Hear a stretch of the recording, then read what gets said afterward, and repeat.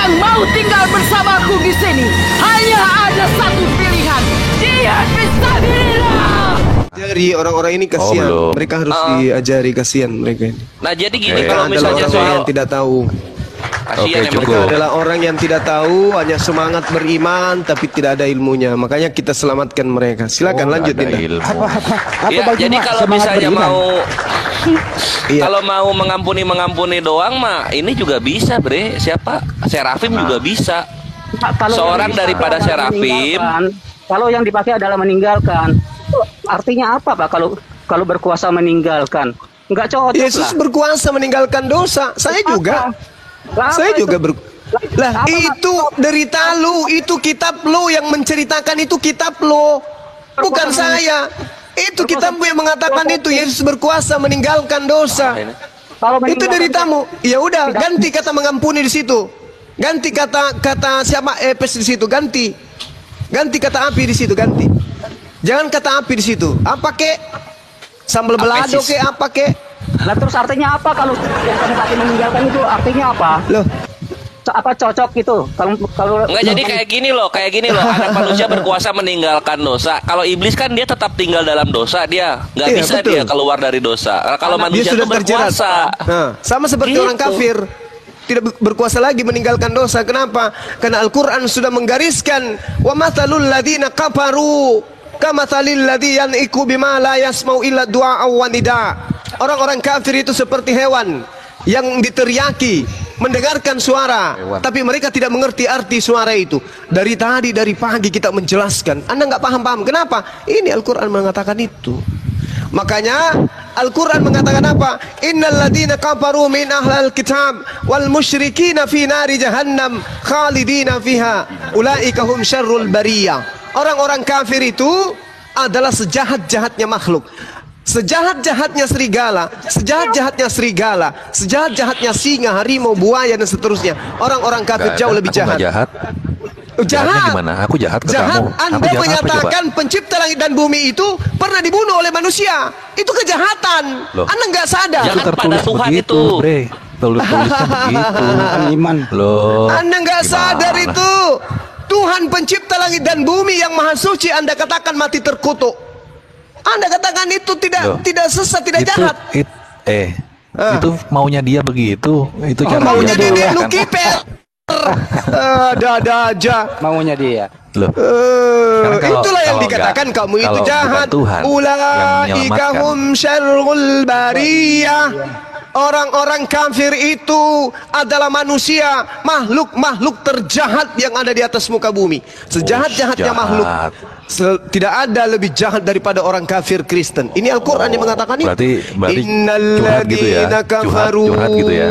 Orang kafir jahat sungguh gitu ya. Orang-orang kafir min ahlil kitab, dari golongan ahli kitab, dan orang-orang musyrik dari golongan orang-orang musyrik fi nari jahannam, mereka masuk ke dalam neraka jahannam khalidina fiha, mereka kekal di dalamnya. Ini jelas ini.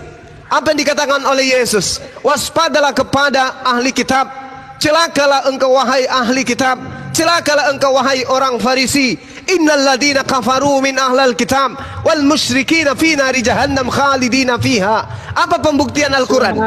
Matius 7:21. Bukan setiap orang yang menyeru aku Tuhan akan masuk ke dalam kerajaan surga, melainkan mereka yang melakukan kehendak Bapakku yang ada di surga. Lalu kemudian orang Kristen mengatakan, Yesus, bukankah kami telah mengusir setan, bernubuat, bermujizat dengan menggunakan namamu? Apa kata Yesus? Enyahlah daripadaku engkau semua pembuat kejahatan. Kemana pembuat kejahatan ini?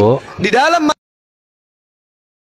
Matius 13 nomor 50, pembuat kejahatan dilemparkan ke dalam api neraka. Apa yang dikatakan oleh Al-Quran? Fi nari jahannam, dilemparkan ke dalam api neraka jahannam khalidina fiha, mereka kekal di dalamnya. Kenapa demikian? Sebab mereka ulaika hum syarrul bariyah, mereka adalah sejahat-jahatnya makhluk. Matius 23 nomor 15, sejahat-jahatnya orang Farisi, orang Kristen 2 kali lebih jahat daripada orang Farisi. Matius 23 nomor 15. Tepuk tangan.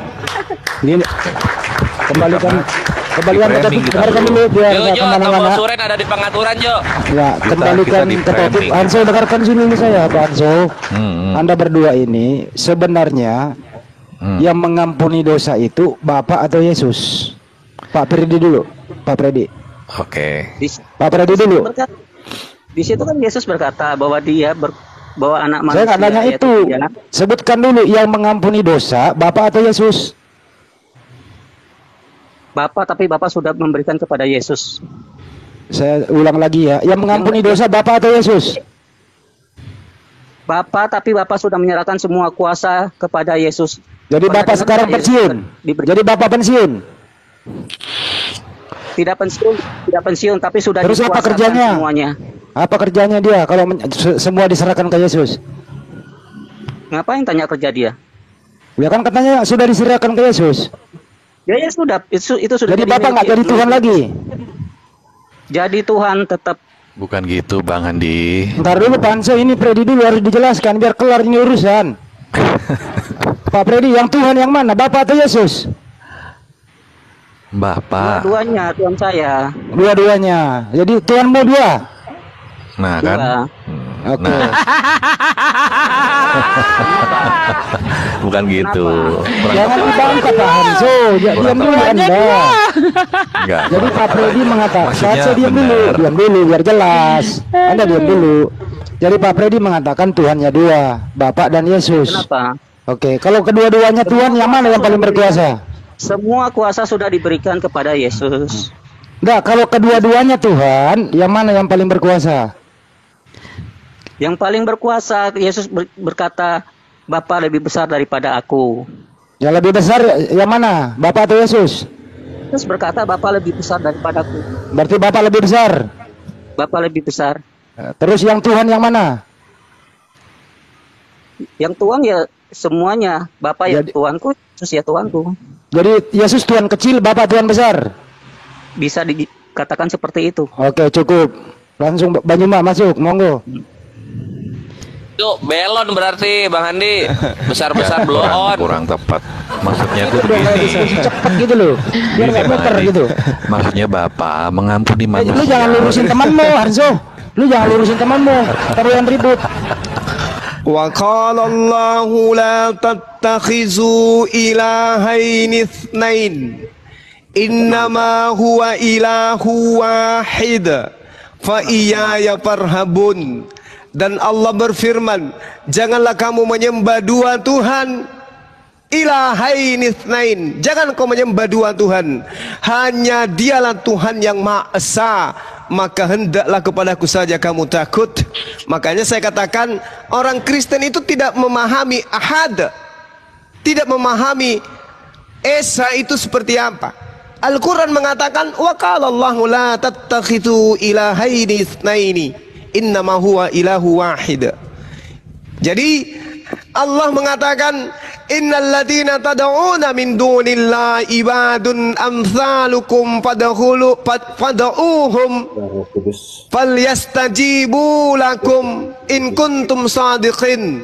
Sesungguhnya orang-orang kafir, mereka sembahan-sembahan mereka, berhala-berhala mereka yang diseru selain daripada Allah hanyalah makhluk lemah yang serupa dengan kamu. Dosa. Jelas Al-Quran mengatakan demikian, bahwa yang disembah selain Allah hanyalah makhluk. Nah, tadi saudara kita mendengarkan Tuhannya dua. Satu Tuhan besar, satunya Tuhan kecil. Tuhan kecilnya ini Yesus. Yesus ini apakah makhluk? Makhluk. Rohnya Allah, roh Allah. Tahu enggak? Rohnya itu roh Sudah Allah. selesai. Al-Quran menarasikan, innal ladzina tad'una min dunillah ibadun amsalukum fad'uuhum falyastajibu lakum in kuntum shadiqin. Kalau saudara mengatakan Yesus itu adalah Tuhan tapi dia adalah makhluk, Anda dibombardir oleh Al-Quran. Makanya Al-Quran tidak akan mau kemudian penganutnya menyembah Yesus. Kenapa? Di dalam Yohanes 3 nomor 34, semua dengar, semua utusan Tuhan. Saya sebutkan ada berapa utusan Tuhan. Pertama, Adam, utusan Tuhan sebagai pemimpin di atas muka bumi. Kejadian 1 nomor 26. 2. Abraham alaihissalam, Kejadian 21, 22, Kejadian 17 dan seterusnya. Dia adalah utusan Tuhan di atas muka bumi. Nabi Musa alaihissalam itu juga diterangkan di dalam Ulangan 34. Dia adalah utusan Tuhan kepada Bani Israel. Siapa lagi? Daud, Salomo, Yesus alaihissalam, dia juga adalah utusan di atas muka bumi. Kata Yohanes 3 nomor 34, barang siapa yang diberi tugas sebagai utusan Tuhan, maka dia diberi roh Tuhan, roh kudus yang tidak terbatas. Berarti bukan cuma Yesus yang punya roh kudus, bukan cuma Yesus yang punya roh Tuhan. Semua utusan Tuhan yang diberi tugas untuk menyampaikan firman, dia adalah makhluk ciptaan yang penuh dengan roh Tuhan. Demikian. Innal ladzina tad'una min dunillah ibadu amsalukum fad'uhum falyastajibu lakum in kuntum shadiqin. Sesungguhnya mereka sembahan-sembahan yang kamu seru selain daripada Allah hanyalah makhluk yang lemah yang serupa dengan kamu. Yesus lapar, Yesus makan, Yesus tidur, Yesus ketakutan, Yesus mati. Dia adalah makhluk yang serupa dengan kamu. Itu hanyalah berhala yang kau sembah selain daripada Allah. Innal ladzina tad'una min dunillah. Demikian. Yesus adalah roh Allah, itu tidak bisa kamu pungkiri. Rohnya Yesus itu adalah roh Allah, tidak bisa kamu pungkiri. Dia nanti besok akan datang sebagai raja untuk mengadili, untuk mengampuni dosa kamu. Kamu paham itu? Freddy, itu rohnya Yesus, roh dari Allah apa roh Allah itu sendiri? Roh Allah, roh Allah. Oke, roh Allah ada berapa? Loh, ini Pak. Kemarin saya sudah ngomong. Wahyu 5 nomor 7. Roh Allah ada 7. Wahyu 5 nomor 6. Roh Allah ada 7. Lah iya, 7 aja bisa kok. Kenapa kamu ya, satu di dalam Yesus. Yesus menjadi Tuhan. Satunya kemana? Satunya kemana? Ke Nabi Musa. Musa jadi Tuhan. Satunya lagi kemana? Abraham jadi Tuhan. Kemana lagi? Yahya, Pembaptis, Elizabeth, Zakaria. Banyak kali Tuhan kau. Yang kamu kasih kesempatan saya bicara. Jangan kamu silakan. Ya, bicara, tapi jangan gemetar, santai aja. Jangan gemetar, santai aja. 3 menit ya. 3 menit ya. Ini murid saya ini. Orangnya baik kok. Tapi gemetaran Bang, kasihan. Menit ya. Semangat Freddy, semangat. Awas tuh, semangat. Bentar, itu perempuan suruh diam dulu. Nggak ada perempuan di sini. Dia ngomong terus. Udah mulai sakit matanya, saya dianggap perempuan. Emang lu pikir gue akan menjadi mempelai wanita di surga? Emang situ. Udah Pak, ya udah Freddy, lu ngomong deh, silakan. Ya udah saya bicara Pak. Gini Pak. Yesus. Ya gitu dong, jangan gemetar, santai aja. Yesus itu rohnya kan roh Allah Pak ya. Kemudian kamu ngomong yang lain juga punya roh Allah. Lah saya tanya Pak, yang lain itu kan manusia. Yesus bukan manusia. Diam dulu. Nenek. Maria melahirkan apa? Manusia atau ayam? Diam dulu Nenek, diam dulu. Saya minta Maria ngelahirin curut kali. Saya minta 3 menit. Freddy, kalau di sana kan TikTok kan Fred. Mbak Juma nanya, Bunda Maria melahirkan manusia atau apa gitu loh. Loh, kalau saya di sela terus saya nggak bisa ngomong. Jangan lu ngomong bebas ya. Ya. Jangan disamakan Yesus dengan yang lain. Yang lain itu mereka. Loh, Filipi 2 nomor 7 nomor 8. Yesus sama, serupa, setara dengan manusia lain. Loh. Kitab kamu Filipi 2 mengatakan Yesus itu setara dengan manusia lain. Makanya kasih kesempatan ngomong dulu, Nenek. Bang Freddy yang sopan ya. Narasimu itu, Bung, narasimu bertentangan dengan kitabmu. Kamu kasih kesempatan ngomong dulu. Diam dulu. Narasimu bertentangan dengan kitabmu. Kok katakan Yesus tidak sama dengan manusia lain? Filipi 2 nomor 78, Yesus setara dengan manusia lain. Jelasin mengapa tidak. Kamu jangan nyerocos dulu kayak perempuan kamu. Ya udah lu ngomong aja Ki, apa bedanya Yesus dengan manusia lain? Suruh ngomong pakai data deh, jangan asumsi terus. Pakai data. Kayak nenek-nenek itu yang bicara tanpa data.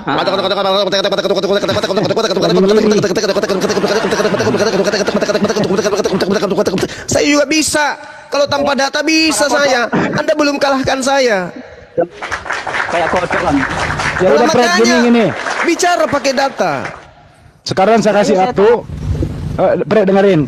Apa kelebihan Yesus dibanding dengan manusia pada umumnya? Silakan. Nah, saya mau jelasin tadi itu nenek ngomong terus saya nggak bisa. Ya udah lu ngomong lu. Ini saya yang dijelasin. Terusin. Ini Pak ya. Dilihat dari kejadiannya, Yesus itu terjadinya kan karena roh Allah. Ya, terjadinya itu karena roh Allah. Nah, sedangkan yang lain-lain itu yang juga ada juga karunia roh Allahnya, mereka jasmaninya itu terbuatnya bukan karena kejadian dari roh Allah. Itu kan terjadinya karena perbuatan bapaknya, dari sperma bapaknya. Itu jangan disamakan dengan Yesus gitu ya. Cuman itu selesai. Ya. Hawa. Oke. Hawa lagi, lu diam Banyuma di lagi. dalam Kejadian 2, Adam ditidurkan oleh Tuhan. Kemudian Hawa keluar dari tulang rusuk Adam. Adam tidak butuh rahim. Adam kemudian tidak mengentaskan janin. Adam kemudian keluar Hawa menjadi wanita yang sempurna, cantik, dewasa dia. Oke, tidak butuh 9 bulan. Dan Adam tidak meneruskan roh dari dirinya, tetapi roh yang hidup di dalam Hawa jelas roh Tuhan. Yesus jauh kalah hebat daripada Hawa. Yesus dikandung 9 bulan, menjadi bayi, menjadi embrio, daging, darah, tulang, lalu mengeras, lalu lahir dia, lalu dia netek, apa ini? lalu bertumbuh menjadi anak-anak, menjadi remaja, menjadi dewasa. Hawa tidak butuh yang kayak begitu. Siapa yang membuat Hawa seperti itu? Allah. Siapa yang membuat Maria hamil? Allah. Apa yang istimewa dari sana? Dari kelahiran Hawa, apa kelahiran Hawa dengan kelahiran Yesus? Gak ada. Udah diam dulu. Yesus dikatakan lahir, Hawa tidak pernah dikatakan lahir. Hebat mana? Malah kesurupan. Hebat mana? Rohnya Hawa, roh Tuhan. Rohnya Yesus, roh Tuhan. Apa yang membedakan? Kenapa bisa kemudian Yesus itu dituhankan?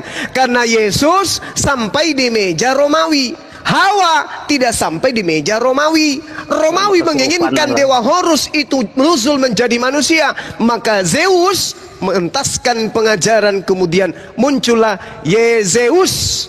Itulah yang kau tuhankan. Padahal keistimewaan Yesus dengan Maria, dengan Hawa, Hawa jauh lebih istimewa. Dalil apa yang Anda minta? Nggak ada. Dalil Zeus tadi. Bang Stephen Koco. Bagaimana konsep ajaran kekaisaran Romawi sebelum Kristen menjadi agama resmi bagi mereka? Coba. Sejarah agama kepercayaan Romawi, kekaisaran Romawi kuno sebelum Kristen dilantik menjadi agama resmi, itu apa kepercayaan Romawi dulu? Jawab. Penyembah berhala. Nyembah dewa. Dewa apa yang mereka sembah? Zeus. Banyak. Enggak Zeus saja. Banyak Ya, dewa. apalagi Horus. Dewa matahari mereka peringati kapan? Tanggal berapa? 25 Desember. 5 Desember. Mereka ibadah hari apa? Hari Minggu. Hari Minggu. Apa yang beda di situ? Nggak ada yang beda. Makanya Katolik meneruskan ajaran nenek moyang mereka dengan mengambil kitabnya Yahudi agar kitabnya dianggap sebagai firman Tuhan. Orang yang sehat tak akan mungkin percaya, hanya orang sakit yang percaya dengan itu. Demikian. Silakan dilanjut yang lain. Ini murid saya kemana? Kabur, bro. Ya, Itu murid saya loh, itu teman baik saya itu, si Freddy itu. Mana dia? Aduh. Ya udahlah. Ya, selamat siang. Ya, silakan Pak Stephen. Selamat sore. Oke, Selamat silakan. sore juga. Selamat sore, silakan. Kita ketemu lagi dengan Bang Tuma ini, temanku ini. kawanku tadi malam. Itu.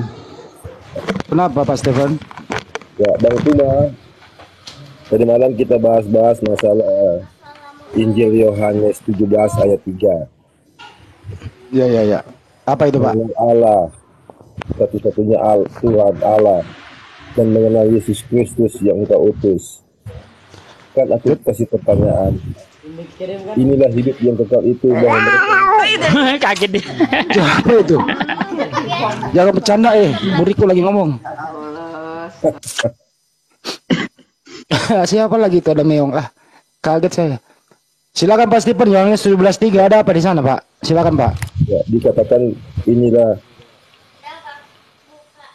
mereka mengenal Engkau satu-satunya Allah yang benar dan mengenal Yesus Kristus yang Kau utus.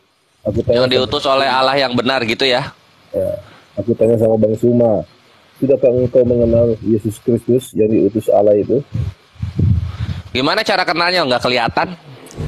Apanya yang harus dikenal dari Yesus? Ajarannya. Ajarannya soti ada. Yang muncul di Indonesia hanya ajaran Lukas, Markus, Matius, Paulus. Mana ajaran Yesusnya? Ajaran Lukas, Markus, Matius, Paulus itu dari Yesus. Di mana Yesus memberikan legitimasi kepada kitab Lukas? Ya, dia itu dikatakan Injil Matius itu diberitakanlah Injil ke seluruh dunia. Injil yang mana? Ke segala makhluk. Injil yang mana yang harus diberitakan kepada semua makhluk? Apa yang mereka sudah dengar, apa yang diajarkan oleh Yesus. Injil yang mana? Semua Injil itu, Pak. Oh, itu asumsi Romawi. Kalau Anda jeli, dengarkan. Kalau Anda jeli melihat di dalam Yohanes 1 yang dipanggil untuk memberitakan Injil itu adalah siapa? Filipus. Filipus, ikutlah denganku. Mana pengakuan Yesus memanggil Lukas, Markus, Matius, Yohanes dengan Paulus? Mana? Wah, Gurunda. Berarti harusnya Injil Filipus ya, Gurunda? Yes. Karena di dalam Kisah Para Rasul 8, dengarkan, Kisah Para Rasul 8, Filipus mengawali nas itu memberitakan Injil Yesus. Siapa yang punya wewenang memberitakan Injil Yesus? Paulus atau Filipus? Ingat di data kitab saudara di Kisah Para Rasul 8, di situ dikatakan malaikat menyatakan diri kepada Filipus. Malaikat loh. Menyatakan diri kepada Filipus. Di data 53-nya Filipus mengajarkan Injil Yesus. Maka kalau hari ini Anda mengatakan harus percaya kepada Yesus, tunjukkan Injil Filipus. Ketika apapun yang dituliskan Filipus di dalamnya, insya Allah saya akan percaya. Mana Injil Filipus itu? Silakan. Injil yang disampaikan oleh Filipus itu adalah sama dengan Injil Lukas, Matius, Markus, Yohanes. Anda mandi dulu, mandi dulu. Harusnya tertulisnya kalau gitu maka Filipus menyampaikan Injil Markus, harusnya gitu dong. mandi dulu. Meneruskan. Aduh, udahlah gini aja. Dipersingkat waktu Pak Stephen. Data yang Anda bawa itu Yohanes 17:3. Di situ ada pengutus, ada diutus. Bisa Anda terangkan pengutus dan diutus itu siapa? Silakan. Jadi begini Bang ya, begini aku jelaskan sedikit. Yohanes 14 ayat 17:3 dulu. Nah, tunggu, iya ada berkaitan ini. Oh. Ada berkaitan. Yohanes 14 ayat 11 dikatakan, percayalah kepadaku bahwa aku di dalam Bapa. Aku ini Yesus yang sebagai firman, sebagai sang firman ada di dalam Bapa. Aku di dalam Bapa dan Bapa di dalam aku yang manusianya insani. Buset. Begitu. Jadi Yesus itu adalah sang firman yang satu dengan sang Bapa.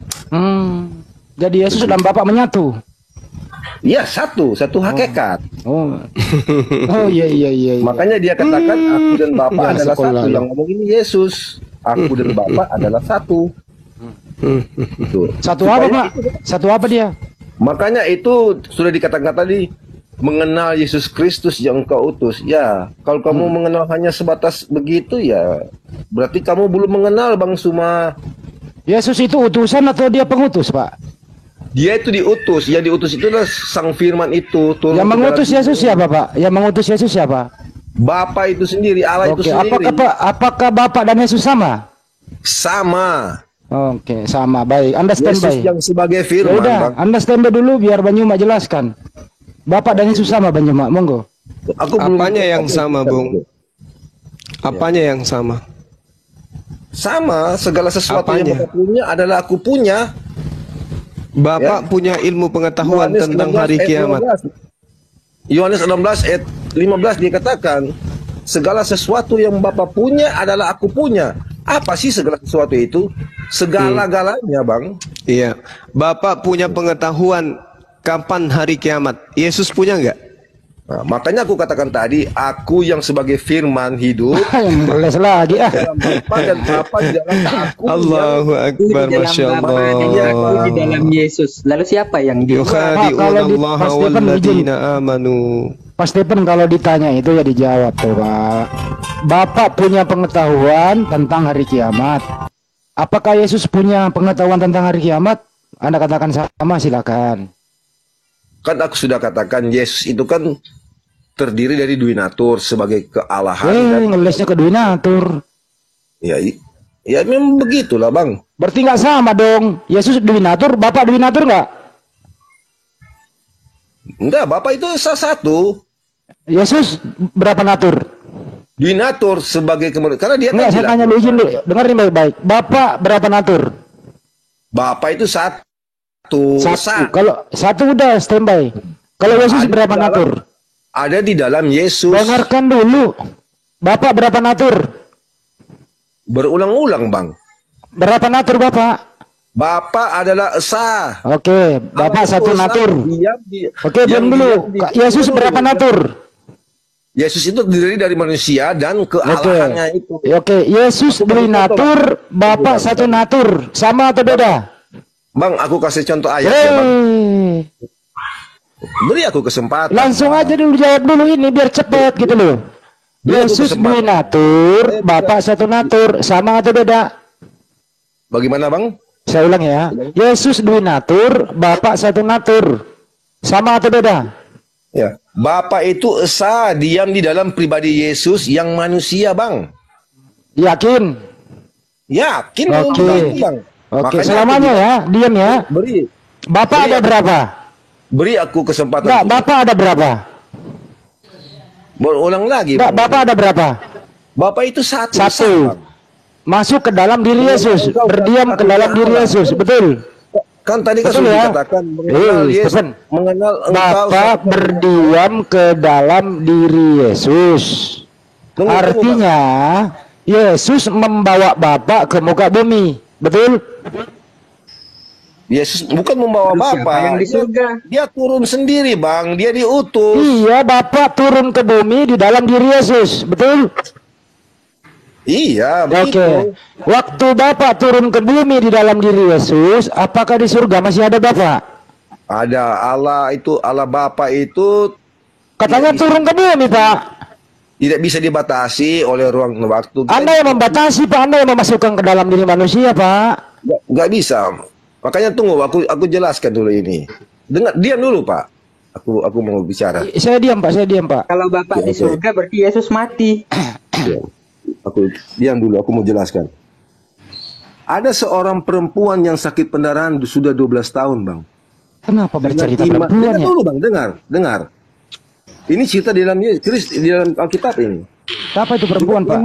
Dengan imannya dia mengatakan, asalku jama jumbai jubahnya, pasti aku sembuh. Dan dia lakukan itu, dia jama. Akhirnya dia sembuh. Dan Yesus bertanya, Yesus yang bertanya ini, siapa yang menjamah aku? Yesus bertanya, siapa yang menjamah aku? Karena ada kuasa keluar dari diri. Yang menjamah dia siapa? Yang menjamah dia siapa? Perempuan yang sakit pendarahan sudah 12 tahun. Yang menjamah perempuan siapa? Bukannya menjamah perempuan. Perempuan itu menjamah jumlah Yesus, Bang. Oke. Yang dijamah oleh perempuan siapa? Waduh, nggak ada yang menjamah. Ini ceritanya bukan begitu. Apakah ada kata menjamah? Perempuan itu menjamah jumbai jubah Yesus. Oke, terus Sehingga dia jadi sembuh. Yesus bertanya, siapa yang menjamah jubahku, jumbai jubahku, menjamah aku? Karena ada kuasa keluar dari diriku. Kuasa apa itu, Bang? Oke, jadi itu sendiri yang diam di dalam Yesus, Bang. oh jadi Yesus pernah dijamah oleh perempuan. Pernah dijamah jumbai jubahnya. Oh, jubahnya bukan orangnya. Jangan melenceng-lencengkan begitu. Nah, Anda yang ngomong kok. Aku bilang jumbai jubahnya. Iya, jubahnya dijamah oleh perempuan. Iya. Oke, yang menyembuhkan perempuan jubah atau siapa? Kuasa Yesus itu kan aku sudah bilang. Karena ada kuasa keluar dari diriku. Siapa kuasa itu? Allah itu sendiri, Bapa itu sendiri, Bang. Bapak itu sendiri keluar dari dalam diri Yesus. Sama dengan dia. Ada yang bersama-sama dengan dia, Bang. Jadi jubah di dalam diri Yesus itu ada kuasa dari dalam diri Yesus itu Bapak, gitu ya. Dengar dulu, Bang, aku ngomong, Bang. Ketika pada proses penyalipan, lo ke kelapa ke penyaliban lagi. nah, mau luruskan supaya Ini Bang belum Sulam selesai ini jubah ini. Oke, silakan Bang, lanjut. Iya. Ngomong. Ya. Jadi waktu Yesus menyembuhkan orang itu karena disentuh dijamah jubahnya, yang menyembuhkan orang itu jubah atau Yesus? Karena imannya kepada Yesus, Bang. Karena imannya kepada Allah itu sendiri. Oke, baik. Perempuan ini beriman kepada Yesus. Yesus sebagai apa? Sebagai Tuhan, Bang. Oke, berarti perempuan ini melihat Tuhan. Bukan melihat Tuhan. Tuhan itu nggak bisa dilihat, Bang. Lo yang dilihat perempuan ini siapa? Yesus itu yang manusia. Yang Tuhan jubah atau Yesus? Dengar, Bang. Ya, Allah itu yang diam di dalam pribadi Yesus, Bang. Ya, terus kesimpulannya yang menyembuhkan perempuan ini siapa? Bagaimana, Bang? Yang menyembuhkan perempuan ini siapa? Imannya kepada Allah itu sendiri. Kan Yesus mengatakan, imanmu telah menyelamatkan engkau. Allah pada waktu itu posisi ada di mana? Di dalam Yesus. Karena Yesus kan mengatakan ada kuasa di dalam jubah. Berarti ada Tuhan di dalam diri Yesus. Berarti di surga kosong. Allah itu roh, Bang, nggak bisa dibatasi oleh orang. Ada berapa roh Tuhan? Dia, bagaimana, Bang? Ada berapa roh Tuhan? Allah itu esa, Bang. Berarti kalau satu ada dalam diri Yesus, surga kosong. Nggak ada yang kosong, Bang. Katanya satu. Iya, Allah itu esa. Oh gini Bang Handi maksudnya, aku ngerti. Jadi ya. Tuhan di sorga ada, di bumi juga ada dalam diri Yesus. Jadi dia memanjang kayak pipa, gitu dia. Gitu ya. Itu bahasa sederhana. Iya, kalau pengen ada di dua tempat harus memanjang kan. Contoh matahari ada sinarnya di bumi, itu kan memanjang dia, memanjang. Makanya Bang, gitu. Katakan tadi, mereka mengenal satu-satunya engkau adalah Allah dan mengenal Yesus Kristus. Ternyata kamu belum mengenal Yesus Kristus. Kenapa? Oh itu dia, makanya aku bingung. Kenapa enggak mereka mengenal engkau satu-satunya Allah dan mengenal Yesus Kristus yang Allah juga gitu? Kenapa enggak gitu ya? Bagaimana, Bang? Enggak, yang ada 17:3 gitu, supaya cocok dengan imannya Kristen. Harusnya kan, ya, kan dibilang hidup begini, yang kekal itu adalah mengenal engkau satu-satunya Allah yang benar dan mengenal Yesus Kristus, yaitu Allah juga. Kan gitu harusnya. Iya. Nah, kenapa? Nah, itu ada di terjemahan versi keberapa tuh yang kayak gitu tulisannya? Bikin kenapa baru. Bang dia nggak katakan, Bang, kenapa dia nggak mengatakan dan mengenal aku juga, tetapi dia bilang mengenal Yesus Kristus? Karena yang ngomong ini manusianya Yesus, Bang, manusia Yesus yang berdoa. Oh, kalau dia lemah dia manusia, Pak ya? Kalau dia mengobati orang sembuh dia Tuhan. Kalau dia lemah dia manusia, gitu ya Pak? Iya. Iya iyalah. Ya iya. Ya iyalah. Ya. Terserah kamu lah. Loh, terserah Stephen yang ngomong sendiri kok. Kalau dia mengobati orang sembuh, dia Tuhan. Yang pertanyaan lucu. Ya, dengerin dulu Pak Stephen. Makanya kalau dia mengobati orang sembuh, dia Tuhan. Tapi kalau Yesus lagi capek, tidur, dia makan, dia manusia. Begitu ya Pak Stephen ya. Jadi on off dia Pak ya. Bukan on off, begitulah. Padahal ketika Yesus melakukan keajaiban yang lebih hebat, daripada menyembuhkan orang itu. Ada keajaiban yang lebih dahsyat daripada itu. Apa? Menghidupkan Lazarus yang sudah mati 3 hari. Tapi di situ Yesus nggak ngaku Tuhan, justru ngaku utusan Tuhan, Bang. Betul. Bukan 3 hari, Bang, 4 hari lagi, Bang. Ya udah 4 hari deh. Apakah Yesus di situ itu ngaku sebagai Tuhan atau utusan, Bang? Ngaku utusan itu Mas Stephen, ngaku utusan dia. Bentar, saya ingin minta kejujuran Anda. Iya, Ketika Yesus kan bisa membangkitkan Lazarus, begini, dia itu Bang. ngaku Tuhan atau sebagai utusan, Bang? Tadi kan sudah dikatakan inilah hidup yang kekal itu mereka Bang, engkau pertanyaan saya, Yesus ketika Yesus Kristus membangkitkan yang Lazarus, dia Jadi itu Yesus ngaku Tuhan Kristus atau ngaku diutus. utusan, Bang? Ngaku Yesus utusan Kristus lah. adalah diutus, Bang. Yesus Kristus itu diutus. Nah, kalau dia diutus, apakah dia otomatis Tuhan, Bang? Utusan, utusan Tuhan. Bang, yang diutus itu siapa, Bang? Yang diutus ya itu manusia. Firman-Nya Allah itu, Bang. Firman-Nya Allah itu yang turun ke dalam dunia lewat perawan Maria. Di mana Yesus mengaku dia adalah Firman yang jadi manusia, di mana? Nah, Yesus ngaku, aku adalah Firman Tuhan yang jadi manusia, itu di mana? Firman itu telah menjadi manusia, Bang. Injil Yohanes 1 Kalau ayat Firman itu 14. telah jadi manusia, kenapa Yesus masih terima Firman? Iya, benar. Iya, Kenapa kan Yesus masih terima Firman? Dia kan berdoa itu, Bang. Di Injil Yohanes 17 keseluruhannya itu kan dia berdoa sebagai manusia, Bang, dia. Iya kan gue bilang Pak. Iya, dia kan sebagai manusia, manusia itu dari Firman. Firman sudah menjadi manusia, Yohanes 1 ayat 14. Tapi faktanya Yesus masih terima Firman. Firman mana lagi yang diterima Yesus? Ya, firman Allah itu sendiri yang ada di dalam dia. Nah, katanya Firman itu sudah jadi manusia. Gimana sih? Ya, kemanusiaannya dong, itu. akal saya dipakai dong. Kalau sudah jadi manusia, berarti sudah tidak ada Firman lagi. Tapi faktanya Yesus masih terima Firman.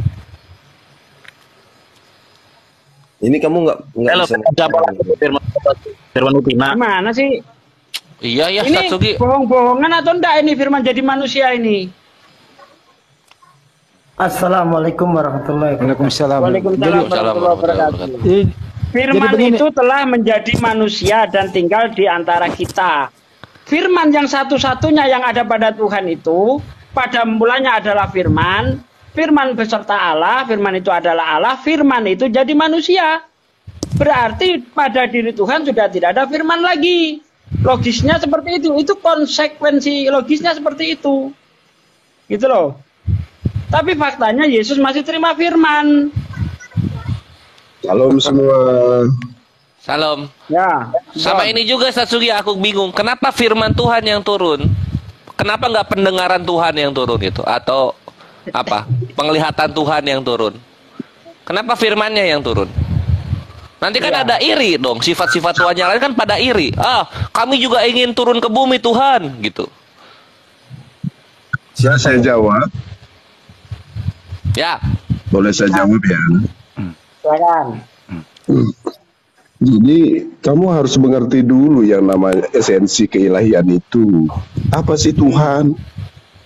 Kamu tidak mengerti, kamu sudah tahu. Dinaikkan ini di blacklist, turunin lagi. Ini lagi, turunin. Naik, turunkan.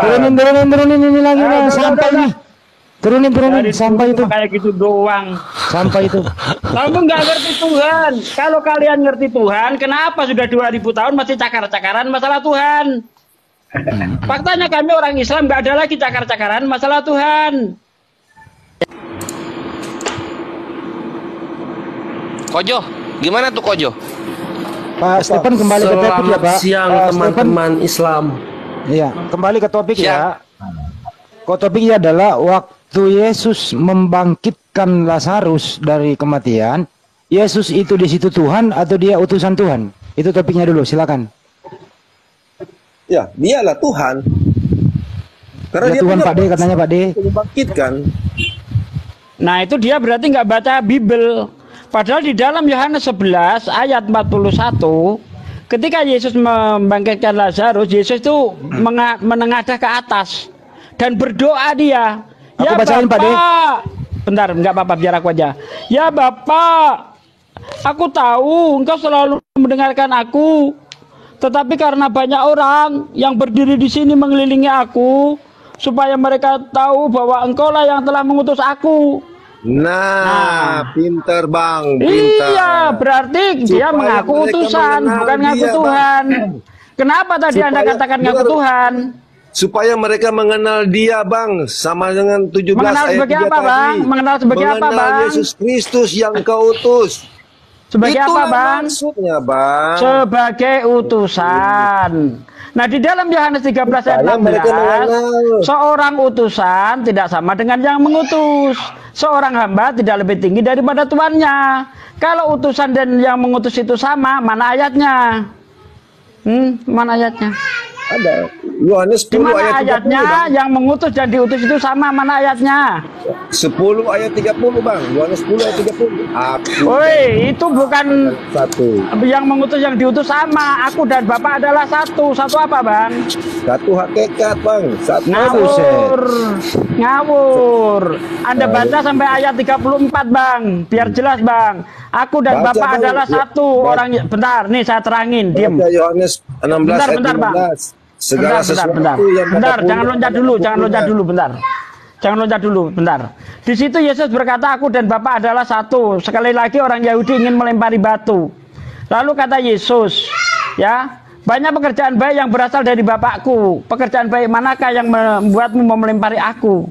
Dijawab oleh orang Yahudi, bukan karena perbuatan baik yang kamu tunjukkan kepadaku yang membuat aku melempari kamu, tapi karena kamu manusia biasa saja menyamakan dirimu dengan Allah. Jadi satu di situ bukan satu hakikat, tapi satu visi misi, satu pekerjaan, Bang. Makanya jangan main comot ayat, Bang. Jadi Bang ini sama seperti mereka yang ingin melempar, yang ingin mendustai, yang ingin menyangkal. Maksudnya apa? Sama dengan Maksudnya apa, Bang? Itu. Yesus itu bukan satu pribadi, Bang, bukan satu hakikat, Bang, tapi satu kamu pekerjaan. menyangkal, kamu tidak menerimanya. Makanya aku Gimana bilang, menerima kamu orang mengenal Yesus mengatakan di situ bukan mengenal Yesus Kristus yang telah engkau utus. pekerjaan. Gimana sih? Kita berdebat hanya soal hal-hal Mana yang ayatnya? Yang mengutus dan diutus sama mana ayatnya? Itu aku dan Bapa adalah satu. Yesus kan diutus. Itu tidak menunjukkan yang diutus dan diutus itu sama, Bang. Bapa adalah satu. Coba saya boleh nggak tanya sama teman-teman Ayat Islam? selanjutnya apa, Bang? Kelar ini main. Ayat selanjutnya apa, Bang? Maaf, Bang. Coba ayat selanjutnya, Bang. Aku nggak punya. Jangan main comot ayat, Bang. Bible itu kalimatnya adalah kalimat cerita. Jadi kalau main comot satu ayat tidak bisa. Makanya harus dipahami ayat itu dari ayat sebelum dan sesudahnya. Anda baca dari ayat 22 ketika Yesus berjalan-jalan di Salomo. Orang-orang Yahudi mengelilingi. Berapa lama lagi aku kamu membuat aku menunggu. Katakanlah terus terang kepadaku, Islam, apakah kamu boleh saya Mesias? bertanya? Sebentar, belum Boleh saya kelar. bertanya? Belum kelar. Belum kelar, oke. Belum. Silakan. Mestinya kamu tanggapi Ya. aja ini. Jadi di situ bukan satu hakikat. Hakikat itu adalah kenyataan yang sebenarnya. Menurut Kristen, Yesus itu adalah 100% manusia, 100% Tuhan. Sementara Bapa tidak 100% manusia, 100% Tuhan. Bapa hanya 100% Tuhan. Kok sama hakikatnya gimana sih? Siapa yang mau jawab? Begitu, berarti Bapak sama dengan Jawab deh, saya jawab, Fredik. Ya, silakan. Silakan. Nah, jadi begini ya, Mas Sugi. Jadi Tuhan itu hakikatnya di ajaran kami Kristen. Dia itu sama ketika dia ingin menjadi Tuhan. Ketika dia ingin menjadi manusia, dia berubah menjadi manusia. Seperti itu, Mas Sugi. Tuhan berubah jadi manusia. Padahal di dalam kitab Yesaya 43. Jadi hakikatnya seperti ini, Mas Sugi. Oke. Di dalam Yesaya 43 ayat 10-11. Di situ sangat jelas dikatakan, "Engkaulah saksi-saksiku sejak semula. Engkau tahu tidak ada Allah terbentuk sebelum aku, dan sesudah aku tidak ada lagi. Akulah Tuhan, juru selamat satu-satunya. Di situ sangat jelas sekali bahwa Tuhan tidak mengalami perubahan bentuk. Kenapa kamu katakan Yesus berubah bentuk, Tuhan berubah bentuk jadi manusia? Itu bertentangan dengan Yesaya 43 ayat 10-11, Bang. Pernyataan Yesaya 43 itu dinyatakan kepada umat Yahudi bahwa dialah Allah satu-satunya. Mau Dia dinyatakan kepada siapapun, Bang Luken. Kalau di situ dikatakan dulu. Tuhan itu tidak akan mengalami perubahan bentuk, tetap saja tidak akan mengalami perubahan bentuk, Bang. Dengar dulu, ya, mohon dengan sangat dengar dulu bahwa Yesaya yang kau kutip itu pernyataan Yesaya tentang bagaimana Allah mau menyatakan dialah satu-satunya dan tidak ada lagi. Dia mau mengatakan kepada umat bahwa dia satu-satunya Allah, ya. Dia belum berbicara tentang Yesus di situ. Betul. Yesus. Ya, kenapa? Apa masalahnya? Masalahnya di situ dikatakan tidak ada Allah terbentuk sebelum aku dan tidak sesudah aku pun tidak ada Allah terbentuk. Kenapa dikatakan Yesus Tuhan berubah bentuk jadi manusia? Ya, kenapa harus menolak sifat Allah seperti itu? Harus dilihat teks. Apakah Tuhan itu pelin-pelan? Kalau di kitab itu dikatakan Tuhan tidak mengalami perubahan bentuk, apakah Tuhan itu pelin-pelan? Tidak. Sehingga di perjanjian baru dia berubah jadi manusia. Dengar. Saya lebih paham Kristen, saya lebih paham Alkitab daripada Anda. Ayo open camp.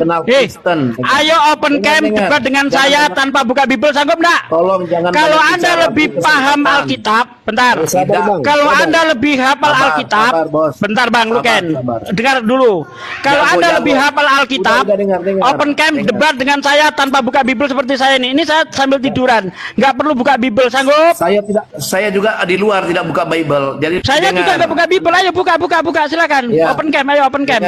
Debat dengan Anda saya. bukan Ayo. Kristen. Saya Anda lebih jago daripada Kristen manapun. Tidak bisa. Kamu ayo buktikan, ayo open camp, ayo open camp.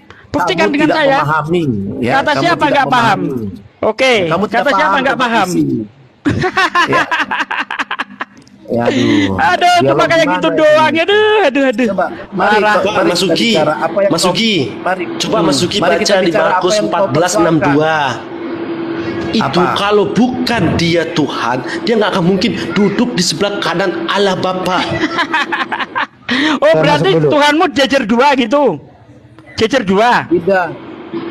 Kau tidak mengerti bahasa metafora Allah. Karena apa? Alkitab bagaimana itu mungkin itu metafora? Naiknya itu sekarang saya tanya sama Mas Ugi. Harafiah. Saya tanya sama Mas Ugi. Duduk di sebelah kanan. Saya mau tanya sama Mas Ugi. Kalau Mas Ugi artinya apa tuh? Artinya apa tuh? Kalau bicara sama Pak Desulis apa sih kok ada dua sih? Coba pandangannya Mas Ugi gimana? Coba saya mau tanya. Itu tidak berbicara tentang perumpamaan. Jangan diperumpamakan. Itu jelas-jelas dikatakan Yesus duduk di sebelah kanan yang maha tinggi. Berarti Tuhanmu dua biji. Berarti posisi fisik. Dua sama biji. dengan Anda punya tangan kanan. Kalau dari Islam seperti apa gitu, Mas Ugi? Tidak ada. Tidak ada Yesus di dalam Islam. Di dalam Islam Yesus tidak duduk di sebelah kanan. Tuhan nggak ada seperti itu. Coba kau diam dulu. Berarti tidak ada gitu. Satu-satu dong bicara. Gini ya, gini. Mas saya dari tadi nggak dihormati gini ya. Atasanmu memiliki sebentar tangan dulu, Pak Luken. Bukan berarti dia berada di samping kanan. Pak Luken. Atasanmu ada tangan kanan. Pak Luken, dengarkan dulu. Yesus itu Pak, kan kelihatan naik ke surga sama fisiknya Pak. Iya. Murid-murid melihat. Ya, para saksi melihat Yesus duduk di sebelah kanan. Bagaimana ini mau diharafiahkan? Orang yang dilihat dia melihat Yesus duduk di sebelah kanan. Nah, kenapa? Kanan atasan, dengar dulu, kasih kesempatan saya bicara. Ya, kamu silakan. punya anak buah, sering itu disebut berkaitan, Bang. Itu berkaitan dengan penglihatan. Kalau yang dilihat dia itu dia sedang duduk di sebelah kanan, itu jangan jangan dikiaskan, gitu loh. Jelas-jelas di situ itu beda lagi, beda konteks. Coba deh, kamu melihat Prabowo duduk di sebelah kanan Jokowi, yang dilihat itu seperti itu. Kenapa diharafiahkan? Prabowo memiliki Jelas-jelas. tangan kanan, memiliki orang-orang Itu kias, itu kias kalau itu. Tetapi kalau berdasarkan penglihatan, tetapi kalau berdasarkan penglihatan tidak bisa dikiaskan, gitu loh. Para saksi melihat bahwa Yesus duduk di sebelah kanan Allah, itu yang dilihat oleh mereka. Itu bukan kias. Kalau Anda mengatakan kias, Anda bohong. Oke, sebentar, izin dulu. Izin dulu, stop. Stop dulu ya. Sebelum Yesus dengerin dulu. Sebelum Yesus terangkat ke surga, gitu ya. Markus 16:20 itu, Markus 16:19. Yesus itu kan berbentuk manusia, bangkit dari kubur. Dia makan ikan goreng. Terangkat ke surga itu bersama fisiknya, Pak. Ya, betul. Jelas di sana ya. Nah, terangkat sama fisiknya naik ke surga, duduk di sebelah kanan. Pertanyaannya, yang duduk di sebelah kanan itu Yesus ini roh saja atau ada fisiknya? Silakan. Kalau kata Bang Handi diangkat dengan jasadnya ya jasad dan fisik dan rohnya. Oke, jasad dan fisiknya duduk. Oke, berarti ada dua oknum. Yesus ada fisik, Bapak tidak punya fisik. Betul kata Pak Densuki, dijejer dia. Keliru. Coba dengar dulu, saya mau berbicara. Duduk di sebelah kanan bukan berarti posisi ada di sebelah kanan. You punya anak buah sering disebut tangan kanan. Bukan kemana-mana ini Pak Lukian ini. Dengar dulu, dengar dulu. Sama dengan anak buahmu ada tangan kanan, bukan berarti dia duduk di sebelah kanan. Kepercayaan. Baca teks perjanjian baru. Apakah para murid salah lihat? Apakah para saksi salah lihat? Enggak, saya tanya, apakah para saksi itu salah lihat? Tidak mengerti apa? Saya tanya, apakah para saksi itu salah lihat kalau itu dikiaskan? Tidak, salah mengerti. Teks itu berbicara sebelah kanan artinya kepercayaan. Oh, tidak bisa. Itu pelintiran Anda. Itu pelintiran Anda. Karena kalau berbicara tentang penglihatan, berarti itulah yang dilihat. Itu kan berbicara tentang penglihatan. Para murid, para saksi melihat Yesus duduk di sebelah kanan Bapa. Salah, keliru. Itu tidak bisa dikiaskan. Kalau Anda kiaskan, berarti para saksi itu salah lihat. Siapa yang lihat, Bang? Siapa yang lihat di Gini aja, Pak Stephen aja dulu. Pak Stephen dulu, Pak Lukian sebentar ya. Tanya Pak Stephen dulu. Pak Stephen, Yesus di surga itu punya fisik atau tidak? Punya fisik. Oke. Yang duduk fisik atau bukan? Fisik. Berarti ada dua. Fisik yang duduk, Bapak tidak punya fisik, betul? Begini, Bang. Loh kok begini? Aku jelaskan. Ya, betul. Oke, terus masuki Bang Andi terus gimana? Ya kalau begitu ada dua di situ, ada Bapak tidak punya fisik, ada Yesus punya fisik. Bukan. Loh kok bukan? Ini Kristen bertentangan sih? Tidak bertentangan. Bang Handi ngapain kalau nggak punya fisik duduk? Bang Handi mungkin kalau itu nggak punya fisik yang melayang-layang harusnya si Bapak. Jadi jasadnya Yesus itu di sampingnya bisa dilihat. Oh. Mau tahu nggak Yesus punya fisik di surga? Wahyu 19:16 itu di situ tertulis ya, di jubahnya tertulis Raja segala raja, di pahanya juga tertulis Raja segala raja. Jadi ada paha dia, ada fisik. Kamu akan duduk makan semeja dengan dia, dia punya fisik. Artinya di surga itu punya fisik tuh Yesus. Jangan dibilang roh melayang-layang. Oke. Ya, dengar. Bapak ini juga punya fisik, Bang Handi. Betul. Coba saya jelaskan dulu. Bang Kores. Ini saya buktikan. Bapak juga punya fisik. Apa faktanya? Ketika Adam setelah makan buah, Adam mendengar suara langkah Tuhan. Kalau roh tidak mungkin terdengar langkahnya. Ya, berarti Bapak punya fisik. Di dalam Daniel 7 ayat 9, iya benar. Bapak itu tua, manula, manusia lanjut usia. Coba dibaca itu, Daniel 7 ayat 9. Berarti itu tidak bisa dikiaskan. Ada dua fisik yang duduk di surga. Oh, itu cara berpikir juga aku nih maknanya. Salah, keliru. Jadi Yesus lebih muda dari Bapak. Tubuh Yesus. Coba dibaca Daniel 7 ayat 9, Bang Kores. Bang Kores, Daniel 7 9. Ya benar, dengarkan dulu. Itu di situ Bapak sudah lanjut usianya, itu udah tua itu. Daniel 7 ya. Iya, ayat 9. Oke. Daniel 7 9. Sementara aku terus melihat, aku di sini siapa, Satsugi? Daniel. Oke. Sementara Daniel terus melihat tahta-tahta diletakkan, lalu duduklah yang lanjut usianya. Pakaiannya putih seperti salju dan rambutnya bersih seperti bulu domba. Oh, bapaknya punya rambut. Fisik enggak? Iya. Punya fisik enggak? Punya Bapak fisik. punya paha Jadi dan rambut. ada 2 fisik yang duduk di surga. Oh. Bang, buka bang. Minta tolong bang buka Wahyu 20 ayat 11. Bingung juga aku nih. Wahyu 20 ayat 11. Sorry, aku nggak punya kitab ini. Apa-apa, aku punya. Wahyu 20 ayat 11.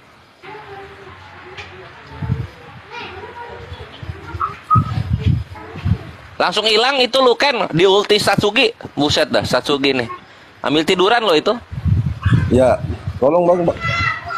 Lalu aku melihat suatu tahta putih yang besar dan dia yang duduk di atasnya. Dari hadapannya lenyaplah bumi dan langit dan tidak ditemukan lagi tempatnya. Apa ini?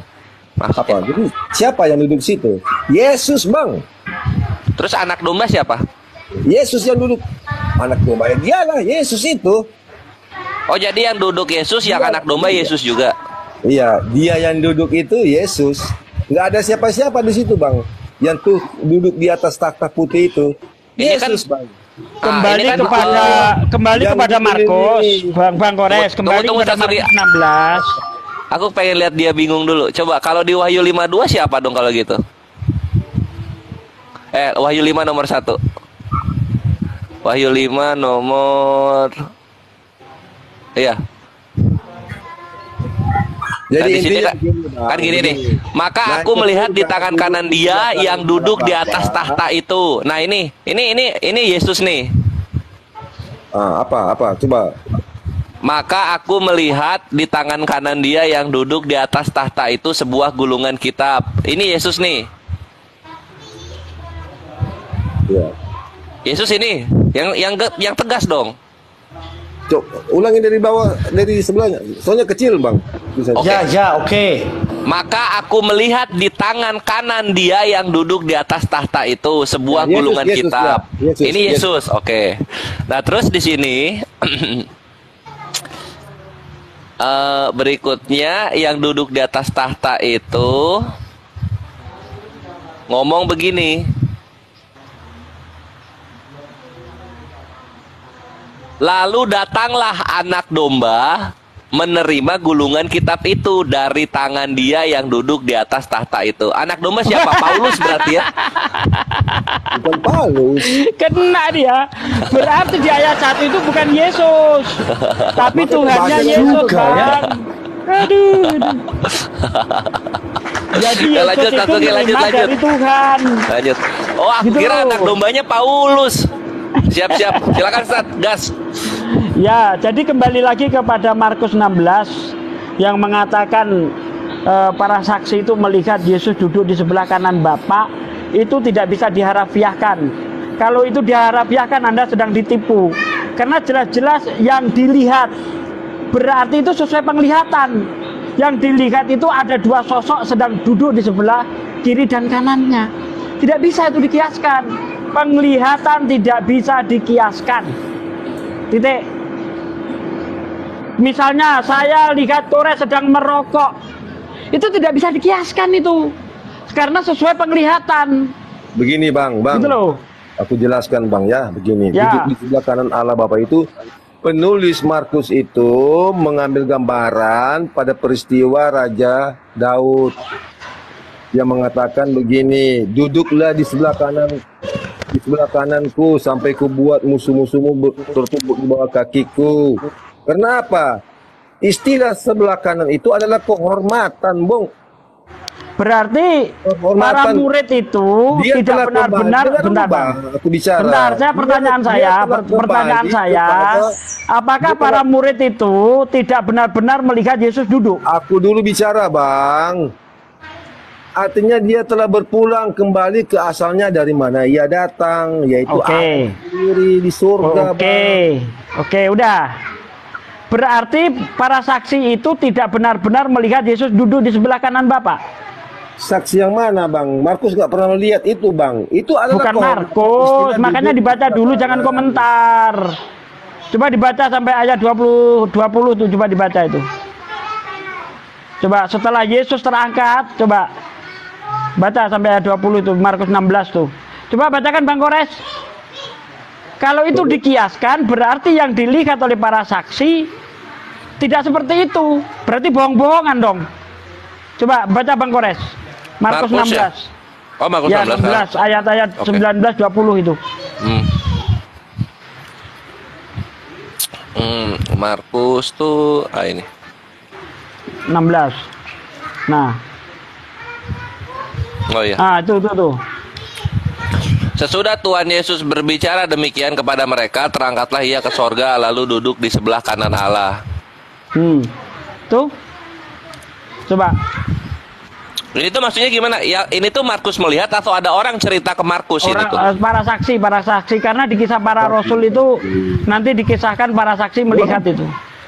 Mereka di bumi, Bang, melihat dia terangkat ke sorga dan ditambahkan duduk di sebelah kanan Allah Bapa. Itu seperti aku katakan tadi, adalah kehormatan, karena orang Yahudi merasa terhormat apabila dikatakan di sebelah kanan.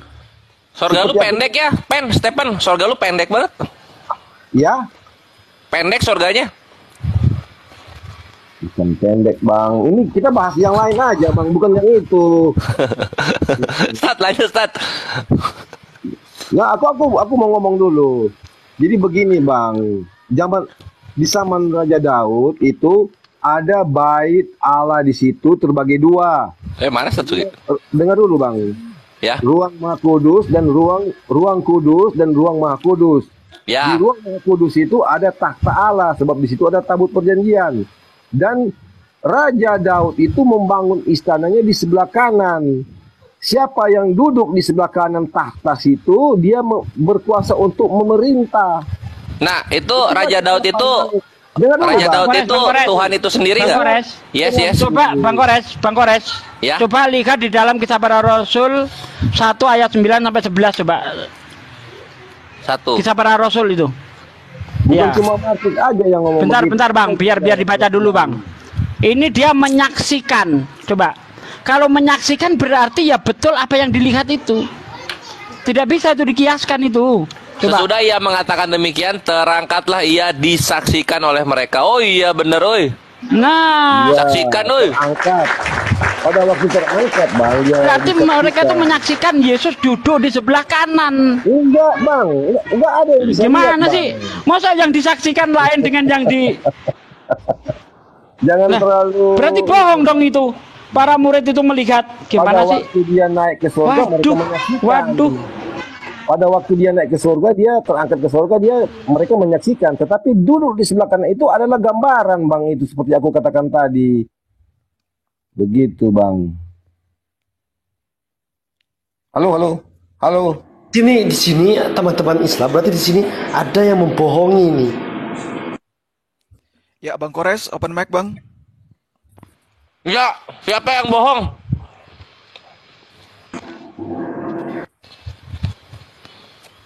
Menurut teman-teman Islam siapa? Kalau gue bilang sih Kristen bohong terhadap apa yang dikatakan murid-murid Yesus. Enggak, kalau menurut aku bukan masalah bohong benarnya, tapi masih belum bisa memahami begitu. Coba deh teman-teman Islam, saya mau tanya nih sama teman-teman Islam, boleh? Oke, tunggu satu lagi ya. Jadi gini posisinya Stephen Kojo ya. Kalian itu seakan-akan membuat para orang-orang yang bersaksi dan menuliskan persaksian mereka di Perjanjian Baru terlihat idiot gitu loh. Jadi tiap mereka ngomong apa, oh itu bukan gitu maksudnya tuh begitu. Oh dia ngomong begitu bukan begitu maksudnya tuh begini. Jadi kayak orang idiot gitu yang bersaksi di Perjanjian Baru tuh. Semua omongannya itu salah gitu loh. Enggak begini, Bang. Jangan menafsirkan secara harafiah. Nah, arti itu, Bang. Dikatakan anak berarti Allah beranak lah. Inilah tubuhku adalah rotiku, itu artinya bukan kita mau makan tubuh Yesus, bukan begitu.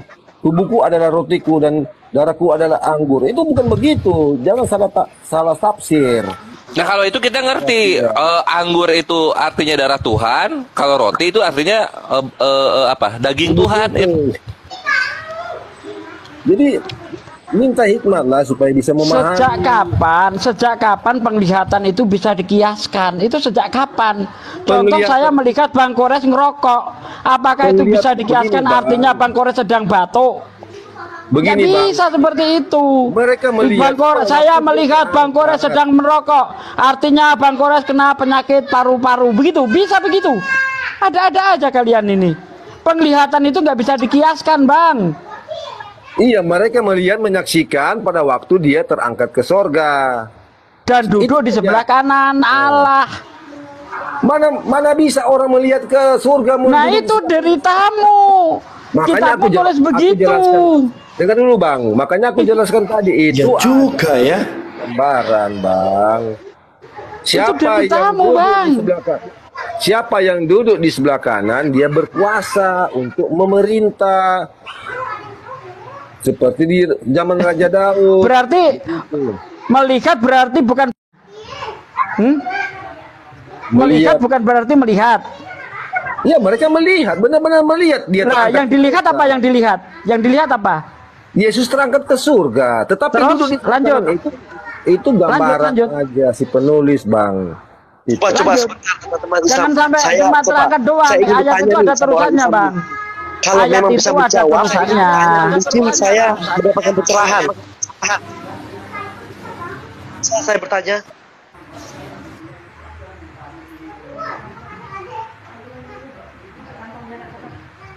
Teman Islam. Halo. Satsuki kemana nih Satsuki? Halo, putus Satsuki. Udah beres belum Sat? Jaringannya kurang bagus memang. Oh, ya oke. Itu loh, Bang Kores, apakah penglihatan itu bisa dikiaskan? Ya, saya melihat Bang Kores merokok, artinya Bang Kores sakit paru-paru, bisa nggak kayak gitu? Ya marah dong gua. Loh, kok gua lagi ngerokok dibilang sakit paru-paru? Kalau bilang sakit paru-paru harusnya guanya di rumah sakit kan gitu Stat harusnya. Iya, sejak kapan penglihatan itu bisa dikiaskan? Aneh nih kawan-kawan ini. Makanya murid-murid Yesus pun akan ngamuk kepada orang Kristen. Lu apa sih orang gua ngomongnya ini kok kenapa dibilang harafiah? Ngamuk mereka. Teman-teman Islam, 10 meter kita tidak bisa lagi melihat ke depannya seperti apa gitu. Nah itu dari tamu. Makanya surganya pendek. Berarti Anda menganggap apa yang diceritakan di situ bohong berarti. Assalamualaikum. Waalaikumsalam warahmatullahi wabarakatuh. Berarti kamu tidak percaya dengan apa yang mereka saksikan? Emang apa susahnya kalau Tuhan memberi penglihatan yang jauh? Bang, apa susahnya? Tuhan bisa membuat orang itu melihat jauh. Bang, kami percaya Yesus itu naik ke surga dan kembali ke asalnya dari mana dia datang, itu di surga, Allah Bapa di surga. Kami percaya itu. Tapi kenapa Anda nggak percaya kalau Yesus duduk di sebelah kanan sebagaimana yang dilihat para saksi? Duduk di sebelah kanan itu adalah gambaran. Kenapa digambarkan orang yang dilihat kok digambaran? Saya melihat Bang Kores ngerokok. Begini Pak. Itu kiasannya sakit paru-paru, bisa begitu? Begini Pak Ustadz. Aku ulangi lagi ya, Pak Ustadz. Daud telah berfirman kepada Tuanku. Jadi dia berbicara pada dirinya sendiri. Duduklah di sebelah kanan. Nih. Kamu melihat saya baring, artinya apa? Kiasannya apa saya baring ini? Kamu kiaskan juga saya baring ini? Ya, kamu memang baring. Penglihatan tidak bisa Mute-nya kepencet itu. Open mic. Nih, saya lagi baring-baring, bisa dikiaskan? Apa kiasannya baring-baring? Sedang berpuasa mungkin makanya lemas. Ini aku lihat Pak Ustadz lagi nyata ini. Ya, lagi baring-baring. Apa artinya itu? Saya kiasannya baring-baring apa coba? Ada-ada aja kalian ini. Terima apa adanya gitu loh. Nggak usah ditafsir-tafsir. Kalau bisa jawab, jago. Apa nanya apa? Saya mau tanya, ada tidak 2 kalimat syahadat dalam Al-Quran? Ada. Gimana? Coba kasih tahu saya. Oke. Nah tuh dijawab oleh Kores tuh. Aku mohon pamit dulu ya. Bang Zuma, Bang Zuma nggak mau bicara. Aku mohon pamit dulu, soalnya udah lari ke kitab lain, aku takut itu. Oke, Nah, udah. Bang Stephen, tenang Bang Stephen.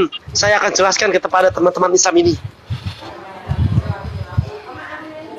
Tunggu ya. Oke.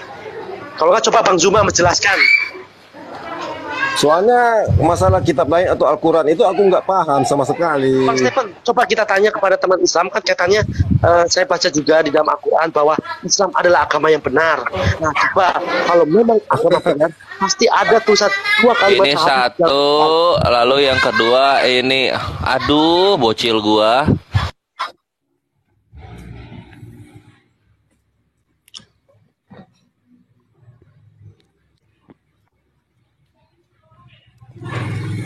Ya, Bang, bisa diulang pertanyaannya, Bang? Bang Zuma, standby, Bang. Ya, Bang Zuma, standby, Bang Zuma. Ini pertanyaan berat dari kami, umat Kristen nih. Ya, apa, Bang? Silahkan, pertanyaannya, Bang. Apa, di mana dalam ayat Al-Quran ada 2 kalimat syahadat? Baik. Pak, ini, udah. Oke, silakan, Bang. Ar-Ra'd ayat 30. Apa, Bang? Pertamanya ini dulu, pertamanya Al-Luqman ayat 30, lalu kemudian Ar-Ra'd ayat 30. Sini, tunggu gua open cap. Lukman berapa, Bang? Al-Luqman ayat 30. Lukman. Ya.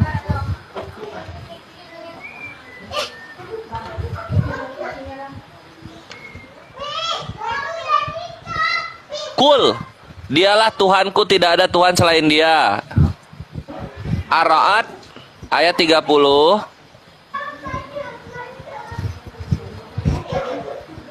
Demikianlah kami telah mengutus engkau kepada suatu umat. Sesungguhnya sebelumnya telah berlalu beberapa umat. Atau Al-Fat ayat 29 ya. Al-Fat 29. Ini juga enak. Nah ini.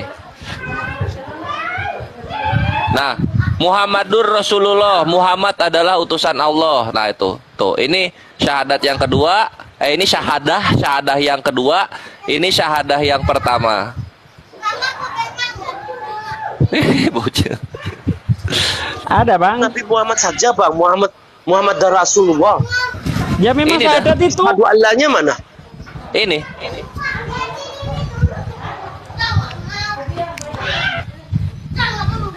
Al-Luqman ayat 30. Iya, Ar-Ra'd ayat 30. Ar-Ra'd ayat 30.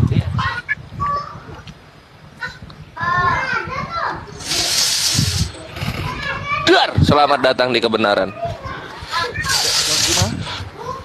Gurunda, gas, Gurunda. Iya, baik. Jadi syahadatain itu adalah persaksian kesempurnaan dari iman Islam terhadap apa yang kemudian menjadi risalah kenabian baginda Rasulullah Muhammad sallallahu alaihi wasallam. Kedatangan Rasulullah memperkenalkan Tuhan itu cuma satu dan Tuhan itu adalah Allah. Kedatangan baginda Rasulullah itu untuk memperkenalkan dirinya sebagai utusan Allah, sebagai rasul dan penutup para nabi, Rasulullah wa khataman nabiyyin. Umatnya kemudian harus bersaksi tentang keduanya, harus meneguhkan kepercayaan mereka terhadap keduanya. Allah Subhanahu wa taala menerangkan di dalam Al-Qur'an, "Wa ma arsalna min qablika mir rasulin illa nuhi ilaihi annahu la ilaha illa ana fa'buduni." Kami tidak mengutus engkau wahai satu rasul pun sebelum engkau Nabi Muhammad, melainkan kami wahyukan kepada mereka tidak ada Tuhan selain aku. Maka dari sanalah kemudian konsep itu muncul. La ilaha illallah Muhammadar Rasulullah. Katsalika arsalnaka fi ummatin qad jahalat min qabliha umamul litatlu alaihim alladzi auhayna ilaika wa hum yakfuruna birrahman. Kul huwa rabbi la ilaha illahu alaihi tawakkaltu wa ilaihi matab. Jelas ini. Dialah Tuhanku, tidak ada Tuhan selain Dia. La ilaha illahu, yang telah mengutus baginda Rasulullah Muhammad sallallahu alaihi wasallam. Katalika arsalnaka, ka di sini merujuk kepada baginda Rasulullah. Jadi umat Islam kudu wajib mengimani syahadatain, bersaksi, berikrar, meneguhkan hati keyakinan bahwa tidak ada Tuhan selain Allah, dan yang mengajarkan itu adalah Rasulnya Nabi Muhammad sallallahu alaihi wasallam. Jelas? Oke, saya mau tanya lagi nih Bang Zuma. Silakan. Di sini saya membaca surat Kahf ayat 16. Dan sesungguhnya kami ini seperti apa gitu Bang Zuma? Baru aja saya jawab tadi malam, tanya lagi. lanjut. Coba dari sudah serius. Berapa ya? Kurasa udah 10.000 kali kita jawab soal itu. Iya.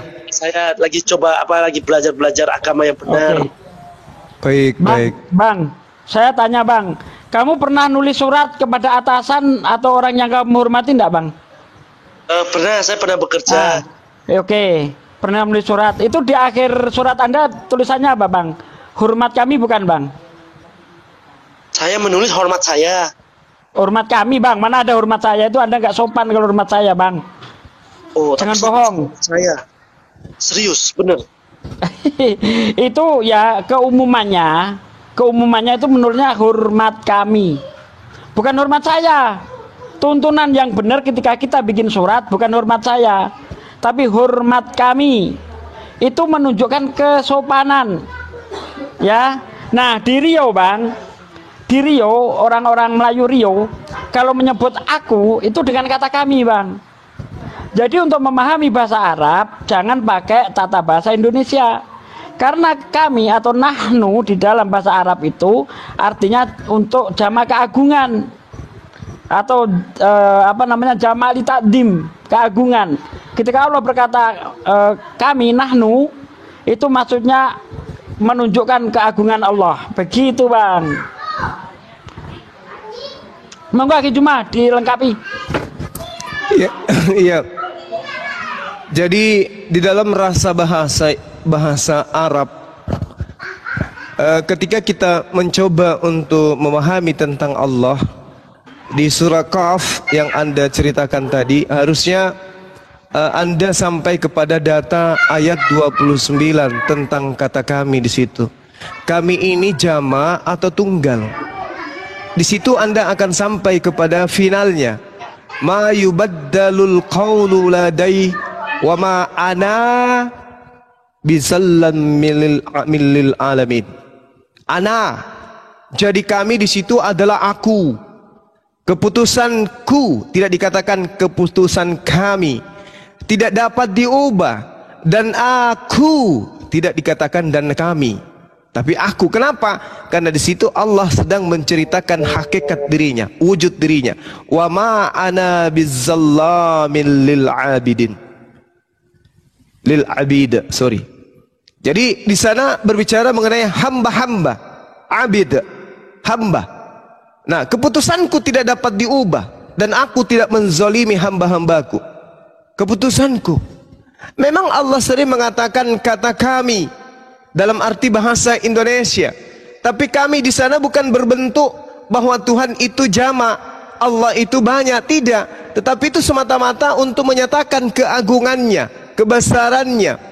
Di ayat tadi Bung, kalau Anda memahami, wa ma arsalna, dan kami tidak mengutus seorang rasul pun min qablika, sebelum engkau, mir rasulin, ya ini, kami tidak mengutus sebelum engkau seorang rasul, illa nuhi, kecuali kami mewahyukan kepada mereka, ilaihi, pada mereka, annahu, bahwa sesungguhnya tidak ada Tuhan, la ilaha illa, kecuali ana, aku.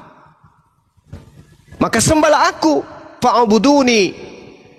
Kami tidak mengutus seorang rasul pun sebelum engkau, melainkan kami wahyukan kepada mereka bahwa tidak ada Tuhan selain aku. kami selain aku. Maka sembahlah aku, tidak dikatakan sembahlah kami, tetapi sembahlah aku. Fa'buduni, sembahlah aku. Illa ana, tidak dikatakan illa nahnu. Kalau yang Anda maksud kami dalam arti kata yang sesungguhnya, kami itu merujuk kepada jamak, itu nahnu. Tapi di ayat original teksnya tidak dikatakan nahnu, tapi dikatakan ana. Illa, kecuali ana, aku. Fa'buduni, tidak dikatakan fa'budunah, tapi fa'buduni, sembahlah aku. Fa'buduni. Nah, ini menandakan bahwa ketika Al-Quran menarasikan nun dari kata nahnu, itu menceritakan tentang keagungan, kebesaran, kemuliaan. Sama seperti ketika saya berbicara di hadapan karyawan saya. Kalau saya mengatakan aku, itu skalanya kecil. Ini saya lagi di atas podium atau di atas mimbar, di depan ruangan, menjelaskan kepada para staf saya, teman-teman sekalian, Anda harus memahami bahwa kantor ini aku itu skalanya kecil, dia skalanya kecil, artinya kantornya tidak seberapa. Kenapa? Karena cuma satu orang yang kemudian yang mengatakan itu, yang memiliki kantor ini. Tapi ketika saya mengatakan kami, maka cakupannya itu luas. Kami, maka staf saya itu akan mengatakan, oh, orang ini hebat. Orang ini hebat karena dia punya kekuasaan, dia punya kewenangan, dia punya kehendak. Tapi kalau cuma mengatakan aku, skalanya kecil. Tetapi ketika Tuhan menarasikan tentang beribadah, ya, tentang beribadah, maka Tuhan mengatakan anak aku, tidak mengatakan kami. Seperti itu. Begitu juga stafku. Ketika saya mengatakan mereka harus mengabdi kepada perusahaan ini, maka mereka harus mengabdi kepada, patokannya adalah aku, karena aku sang pemilik, bukan kepada yang lain. Maka bekerjalah kalian untuk aku, maka beribadahlah kalian kepada aku. Fa'buduni. Seperti itu, Bung. Jadi jelas di situ. Kata kami, kata nahnu bagi orang Arab ketika disandangkan kepada yang ahad, maka itu berarti keagungan. Bukan itu menunjukkan kepada kejamakan Tuhan. Demikian. Baik, terima kasih Gunda, Pak Fredik. Terima kasih. Satu pertanyaan lagi, Bang. Oke, saya mau bertanya nih, coba ya terakhir saya mau tanya.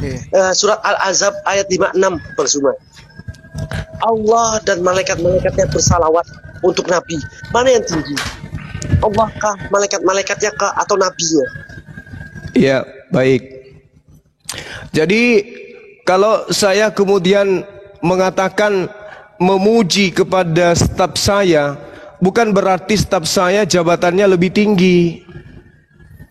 Allah Subhanahu wa taala membuktikan kepada apa yang dinarasikan di dalam Al-Qur'an surah Al-Ahzab itu, bahwa Allah itu memuji kepada Rasulullah.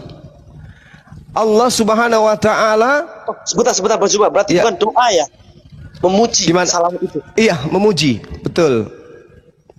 Betul. Iya. Apa bukti pujian Allah Subhanahu wa taala kepada baginda Rasulullah Muhammad sallallahu alaihi wasallam? Allah menerangkan begini, wa innaka la'ala khuluqin azim, dan sesungguhnya engkau benar-benar berbudi pekerti yang luhur. Ini siapa memuji ini? Allah Subhanahu wa taala. Memuji kepada siapa? Baginda Rasulullah Muhammad sallallahu alaihi wasallam. Maka Allah memuji beliau, maka sejatinya manusia harus memuji beliau. Harus memuji baginda Rasulullah Muhammad sallallahu alaihi wasallam. Karena berkat beliaulah kemudian manusia di atas muka bumi ini mendapat petunjuk kepada cahaya kebenaran. Wa innaka la'ala khuluqin azim. Allah sendiri menggambarkan bahwa baginda Rasulullah Muhammad sallallahu alaihi wasallam itu adalah manusia yang berakhlak sangat mulia, manusia yang berbudi pekerti luhur. Ini Allah pencipta alam semesta aja memuji beliau. Bagaimana kita tidak memuji beliau? Kenapa demikian? Karena Rasulullah Muhammad sallallahu alaihi wasallam diutus ke atas muka bumi ini untuk menyempurnakan segala aspek yang dibutuhkan oleh manusia. Hukum-hukum, keadilan, penginsapan dunia tentang baik dan buruk, itu semua dibutuhkan. Dan bagi baginda Rasulullah Muhammad SAW yang menyempurnakan itu. Di dalam surah An-Nahl ayat 44, bil bayyinati waz zubur wa anzalna ilaika dzikr litubayyana lin-nasi ma nuzila ilaihim wa la'allahum yatafakkarun.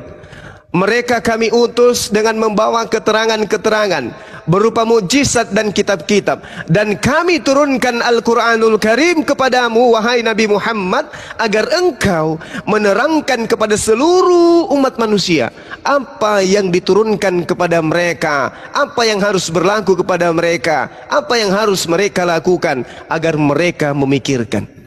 Litubayyina linnas. Jadi Rasulullah berbudi pekerti luhur. Ketika kemudian datang perintah kepadanya, beliau tidak menyelewengkan perintah itu, tidak melarikan perintah itu kepada tempat yang tidak semestinya.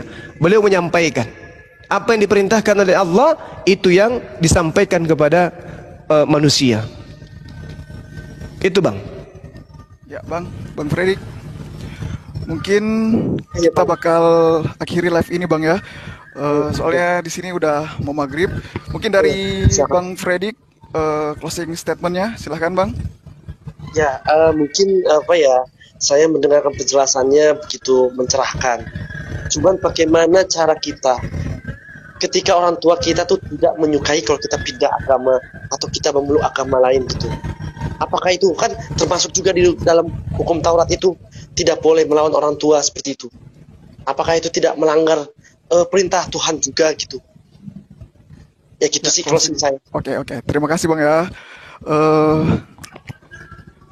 Bisa saya tanggapi? Ya, silahkan Bang. Al-Quran menyatakan kepada kami umat Islam, Bismillahirrahmanirrahim, wa wasainal insana biwalidain, dan kami perintahkan kepada seluruh umat manusia agar berbuat baik kepada kedua orang tuanya. Ibunya telah mengandungnya dalam keadaan lemah yang bertambah-tambah dan menyapihnya dalam usianya. Bersyukurlah kepadaku dan kepada kedua orang tuamu. Hanya kepadaku engkau kembali. Ini Allah Subhanahu wa ta'ala memerintahkan kita berbuat baik. Lalu kemudian Allah di ayat yang lain dikatakan, jangan engkau taat kepada orang tuamu ketika dia mengajarkan untuk menyembah selain aku, walaupun dia adalah orang tua. Allah Subhanahu wa ta'ala menerangkan, kamu harus taat. Taatilah kedua orang tuamu. Ini perintah dari Allah. Allah Subhanahu wa ta'ala menjelaskan itu. Tetapi ketika Allah menyatakan jangan engkau kemudian mendengarkan dan mentaati mereka apabila mereka mengajak engkau menyembah selain daripada aku. Ketika mereka mengajak kita menyekutukan Allah, jangan taat. Tapi selebihnya kita harus taat. Ketika dia mengajak untuk murtad, kita tidak bisa kemudian taat kepada mereka. Tidak boleh kita ini sebagai anak untuk kemudian mentaati kedua orang tua apabila mereka itu mengajak kita untuk ingkar kepada Allah. Tetapi apabila kita ini tidak diajak kemudian untuk melakukan menyekutukan selain Allah, maka kita dihukumkan untuk wajib memperlakukan mereka dengan cara yang baik. Seperti itu Bang.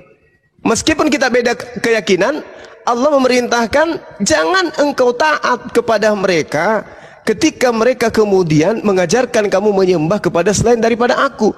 Tapi selain itu kata Allah, perlakukanlah mereka dengan cara yang baik. Perlakukanlah mereka dengan cara-cara yang sopan. Ya. Itu Bang. Allah di dalam Al-Quran, misalnya di surah Al-Isra ayat 23, Tuhanmu telah memerintahkan supaya kamu tidak menyembah siapapun kecuali Dia, dan hendaklah kamu berbuat kebaikan kepada kedua orang tuamu. Jika salah satu dari mereka atau keduanya mencapai usia tua bersamamu, maka janganlah engkau berkata tidak kepada mereka atau menolak mereka, tetapi berkatalah kata-kata yang ramah kepada mereka. Ini perlakuan di dalam ajaran agama Islam. Lalu di dalam surah Luqman ayat 15, dan jika kedua orang tuamu memaksamu mempersekutukan aku dengan suatu apapun, apa kata Allah? Jangan kamu mengikuti keduanya, dan perlakukanlah mereka dengan cara yang baik. Itu diterangkan di dalam surah Luqman ayat 15. Jadi umat Islam itu punya kaidah yang sangat jelas. Punya kaidah, jangan kau berkata jangan kau berkata sesuatu yang menyakiti hatinya, kata Allah. Itu diterangkan dalam surah Al-Isra. Nah, kemudian Allah mengatakan, apabila salah satu dari orang tuamu atau keduanya dari orang tuamu itu mengajak engkau menyembah selain daripada aku, maka janganlah engkau taat kepadanya. Jangan engkau mengikuti keduanya, tetapi pergaulilah keduanya dengan cara yang baik. Kita diperintahkan memperlakukan kedua orang tua kita dengan cara yang baik. Meskipun mereka mengajak kita kepada menyembah selain Allah, kita tidak boleh mengikuti ajakan itu, tapi kita kudu wajib hukumnya menurut Islam memperlakukan Allah dengan cara yang memperlakukan kedua orang tua kita dengan cara yang baik. Sedangkan kalau Anda lihat di dalam kitab saudara, barang siapa yang mau jadi pengikutku tidak membenci ayah ibunya, maka dia tidak bisa menjadi pengikutku. Jadi di situ jelas dikatakan ya, barang siapa yang kemudian tidak membenci ayahnya, tidak membenci ibunya, tidak membenci istrinya, anak-anaknya, bahkan nyawanya sendiri, maka mereka tidak bisa menjadi pengikutku. Yesus loh yang mengajarkan itu. Ya, saya kira begitu, sahabat-sahabat sekalian. Ini sudah mau azan di sini. Mungkin teman-teman muslim yang lain bisa menambahkan. Silakan. Ya, Bang Kores, mungkin closing statement, Bang. Bang Kores. Ya, kayaknya memang udah menjelang maghrib di sana ya, kita sudahi dulu ya. Oh, iya. Nanti kita buka lagi setelah sholat maghrib. Lagi gak kira-kira, Bang? Ya, kenapa, Bang? Nanti kira-kira lagi tidak habis, Bang? Insya Allah sudah. Maghrib. Oh iya. Bisa, Bang, insya Allah. Nanti saya coba masuk lagi ya, Bang. Baik, Ya. baik. Kalau boleh tahu Pak Predik ini penganut Tritunggal apa Wanes? Ya, saya Tritunggal, Bang. Oke, Tritunggal. Makasih. Terima kasih telah berdiskusi dengan baik, sopan, santun. Kita tetap sebagai saudara sebangsa dan setanah air.